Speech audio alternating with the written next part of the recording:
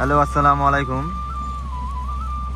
এই দেখেন কেশারের অবস্থা। কেশার বসে আছে, মাল নাই। যে কুয়ারি থেকে মাল আনি কুয়ারি ফগলেন ভেঙে গেছে গা, তাই বসে আছি।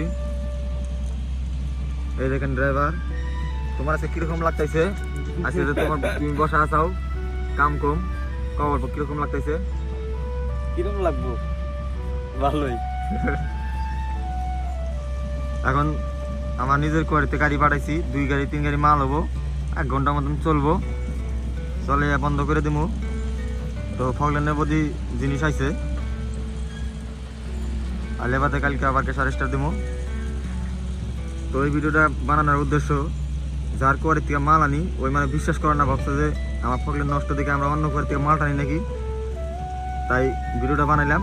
ভিডিওটা যাতে দেখলে বুঝবো যে না, আমার কুয়ারির নিকে কেশারটা বন্ধ হয়ে আছে। অবশ্যই অন্য কুয়ারি থেকে আনা পারবো, কিন্তু না,